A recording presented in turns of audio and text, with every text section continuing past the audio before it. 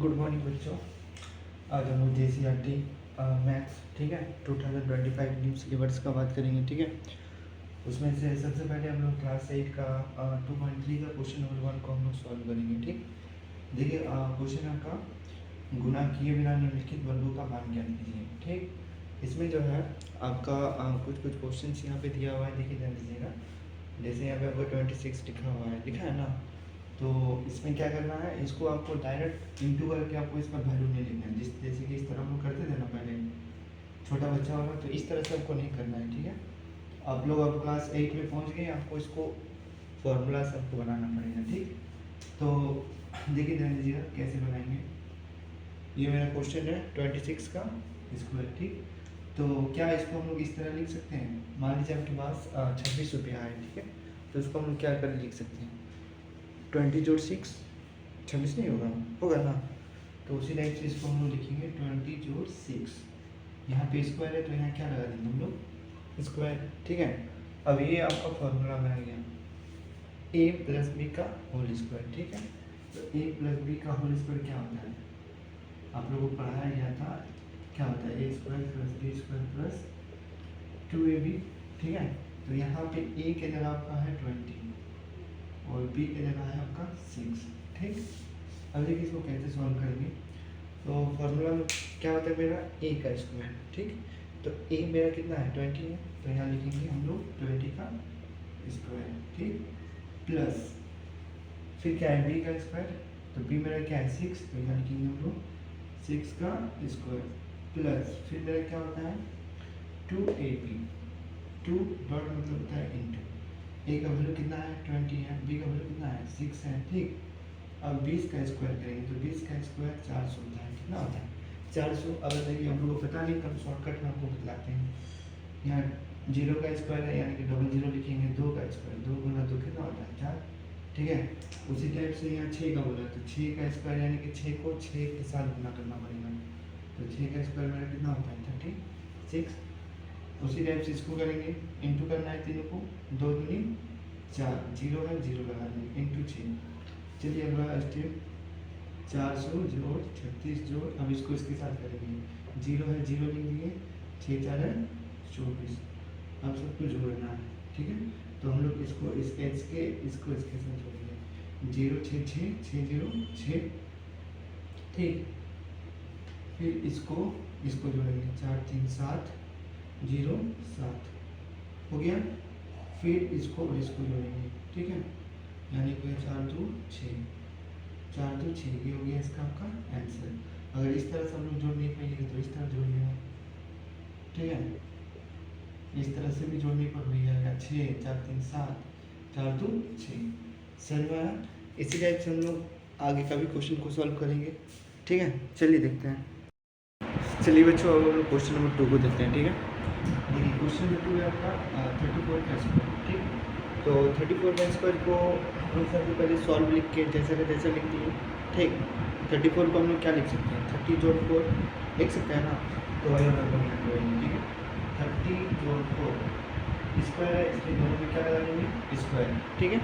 अब देखिए ये मेरा फॉर्मूला में आ गया है ना, ठीक।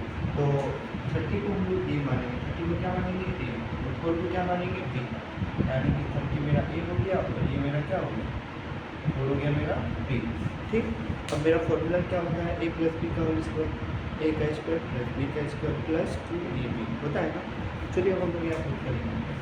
पहले होता है मेरा a का स्क्वायर, a यानी क्या है 30, यानी 30 का स्क्वायर प्लस b मेरा कितना है 4 है ना, यानी कि 4 का स्क्वायर, यहाँ हो गया मेरा 4 का स्क्वायर। फिर फॉर्मूला में क्या होता है 2ab, a मेरा 30 है, b मेरा कितना है 4, तो यहाँ 4 लिख देंगे, ठीक है। अब हम लोग करेंगे 30 का स्क्वायर, ठीक है। तो देखिए यहाँ ध्यान दीजिएगा 30 का स्क्वायर, यहाँ 0 है, 0 का स्क्वायर यानी कि 0 को 2 बार लिखेंगे, यहाँ क्या है 3 है, 3 का स्क्वायर यानी कि जिसका भी स्क्वायर बोलता है उसका पहाड़ा को हम लोग उतना बार पढ़ते हैं, ठीक है। यहाँ पे 3 बोला है तो 3 का पहाड़ा हम लोग 3 बार पढ़ेंगे, तो कितना आएगा 9, यहाँ लिखिए 9, ठीक। अब देखिए ध्यान दीजिएगा 4 का स्क्वायर, 4 का पहाड़ा जिस तरह 9 का पहाड़ा, जिस तरह 3 का पहाड़ा हम लोग 3 बार पढ़ेंगे उसी तरह से 4 का पहाड़ा हम लोग 4 बार पढ़ेंगे। स्क्वायर बोला है 4 का पहाड़ा 4 बार 16, इसको इसके साथ बना देंगे, ठीक।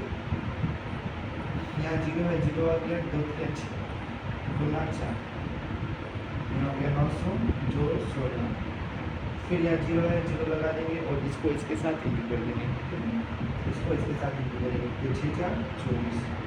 अब तीनों को जोड़ना है, तो जोड़ेंगे इस तरह से, 900 हो गया, ठीक है, 16 हो गया, हमेशा पीछे से लिखते हैं, ठीक है, 0 4 2 जोड़िए, यहाँ 6 हो गया, यहाँ 5 हो गया, यहाँ 11 हो गया, यानी कि इसका आंसर हो जाएगा 1156। ये हो गया इसका आंसर, समझ गए। इसके बाद चलिए हम लोग अगला क्वेश्चन करेंगे। चलिए अब हम लोग अगला क्वेश्चन करेंगे, ठीक है।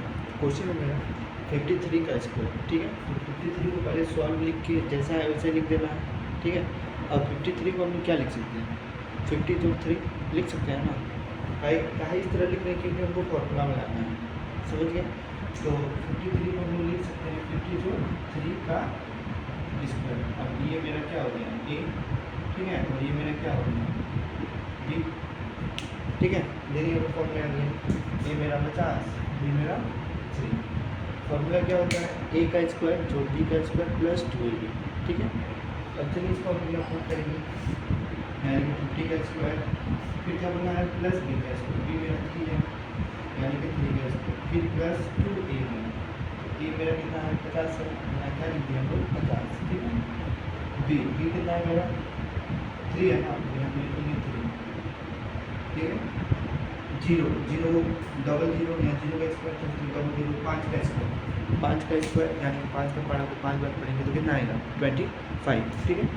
यहाँ पर लिखेंगे 25। उसी तरह से हम लोग यहाँ पढ़ेंगे 3 का स्क्वायर, यानी कि 3 का पढ़ा 3 बार, तो 3 का पढ़ा 3 बार पढ़ेंगे तो कितना आएगा 9 आएगा ना।